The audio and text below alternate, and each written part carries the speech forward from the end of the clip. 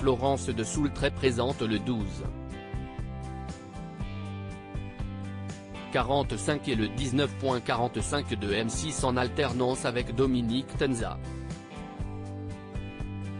Discrète sur sa vie privée, la journaliste file le parfait amour avec Arthur de Soultray.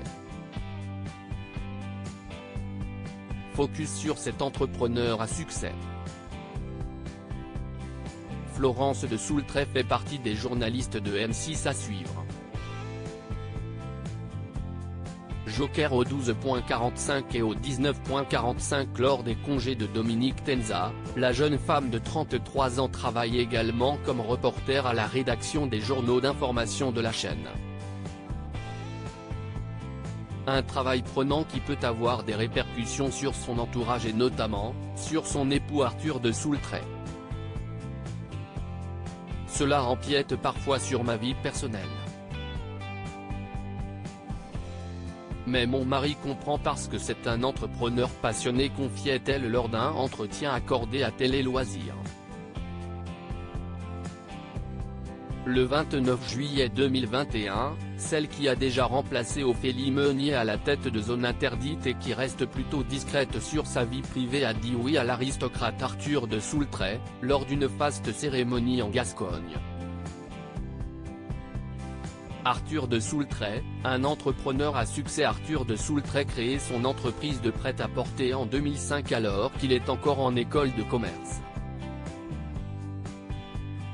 À l'occasion d'une interview donnée à la chaîne YouTube Bonne Gueule, spécialisée dans la mode masculine, le jeune homme de bonne famille, dont les ancêtres seraient mousquetaires du roi, est revenu sur ses débuts laborieux. Je me suis retrouvé en Caroline du Nord à Charlotte dans un stage un peu difficile. Il ne pouvait pas me payer donc j'ai commencé à vendre des cravates que j'avais avec moi en porte-à-porte et ça a très bien fonctionné. La même année, le comité d'organisation des Jeux Olympiques lui commande une quantité importante d'accessoires afin parfaire ses uniformes. Grâce aux 36 000 € récoltés, la marque Viconta.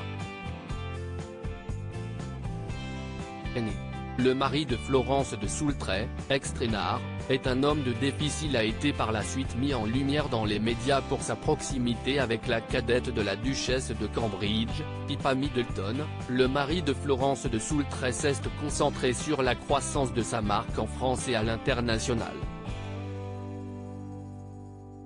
En 2013, la PME aurait réalisé un chiffre d'affaires de 17,5 millions d'euros et serait distribuée dans un réseau de 350 points de vente dans le monde.